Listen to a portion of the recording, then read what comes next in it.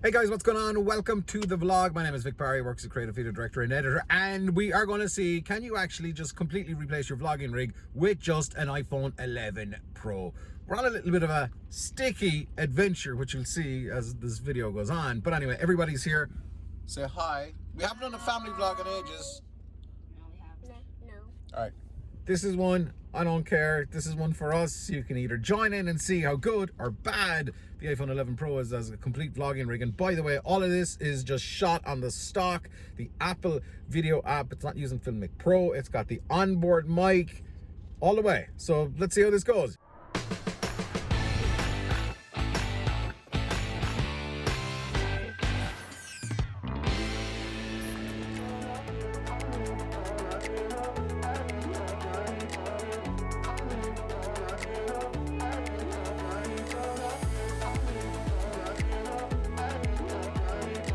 Well, we've got to where we're supposed to be going.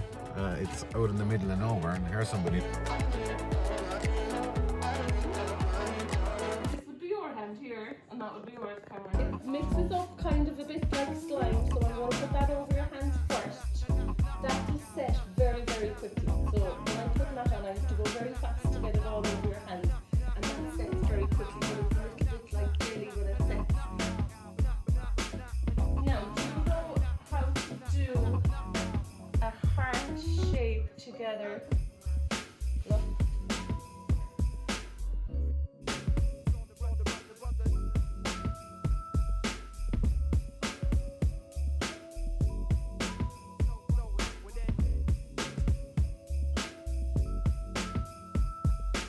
You want to slide your hand out. Oh my goodness. There we go. Put our fingers together. Oh, Jeannie back. Wow. Look at this. We've got some very, very cool done. What did you think, dude? It was slimy. What do you think, Mia? Slimy. Slimy. All right, so we're going to take a look at a chicken. Bark, bark, bark, bark, bark, bark, bark. Will we take him home and eat him? Nah.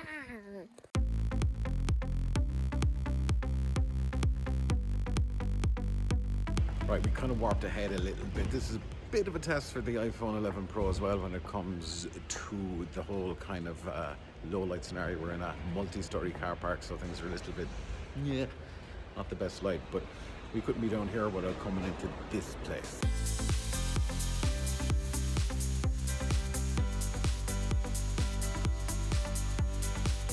We've got some awesome looking cakes here. That's the favorite one for you. What's your favorite one, Mia? Cameron. The unicorn one? Or the princess? Ballerina? Them. Oh, okay. That right there is what we're talking about. So we can never come down here to West Cork without coming into this place. This is just a supermarket, but they've got the freshest of absolutely everything. And I mean everything. Wings. I'm hungry. Cheat day. Cheat meal day. Whatever. Yeah.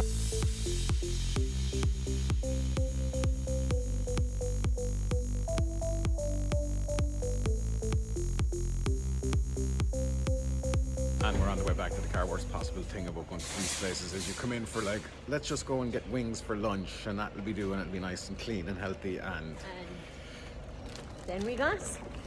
Look at like- my chest like. I'm not that dexterous. Open the car, let everybody in. We got the wings, boy. Where are the wings? Where are the wings? Passenger seat. Wings, wings, wings. Time for a car picnic. Good test for the old low light in the car with the iPhone 11 Pro, which as you can see, there's like noise up there. Is there noise in your face, Mia? Noise in your face, noise in your face, noise in your face. Anyway, wings, drumsticks, Glowy. and then like loads of stuff that, Crap. yeah, crap.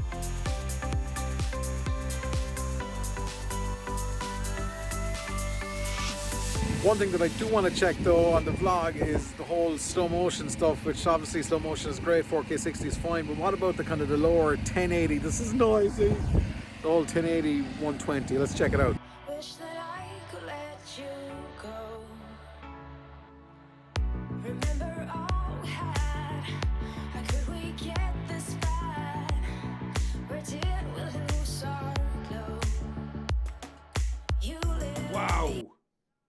genuinely, the iPhone 11 Pro can, I'm so excited. The iPhone 11 Pro can actually really replace your vlogging rig. Except there's one or two little issues, okay? Are they deal breakers? You tell me in the comments. So, the audio. I think the audio is really good, okay? The audio, as long as you're kind of holding the phone kind of close to your face, the audio is top notch, okay? Let me know. It could do with a little bit more presence, but I'm sure maybe if we put a little bit of EQ onto that, which we haven't in this, by the way, we could get something that's a little bit better. But I think it's really good. I think it's really good. If you disagree, let me know in the comments. Dynamic range is phenomenal. I've seen a couple of videos actually of dynamic range with the iPhone 11 Pro versus a Sony a7 III.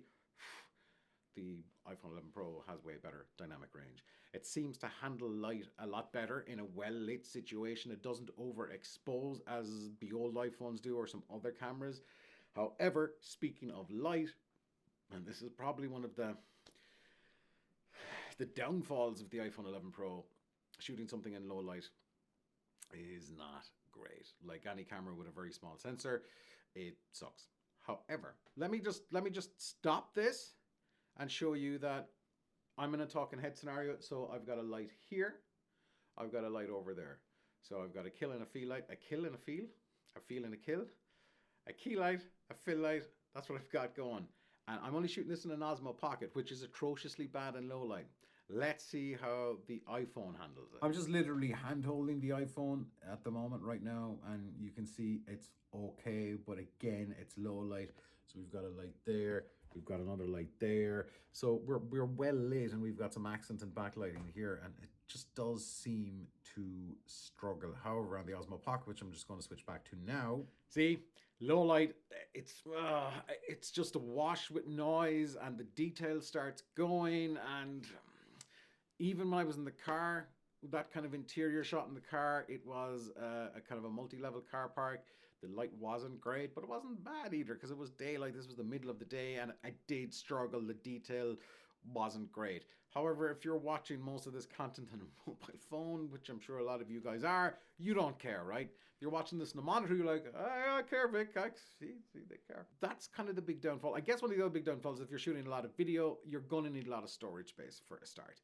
This 256 gig iPhone 11 Pro, I have plowed through at least 100 gigs in the last couple of days. So I've shot a lot of footage with it. It works very well, but storage, you're going to have to offload. I know it's a small price to pay. Everybody's offloading stuff off SD cards, but keep that in mind.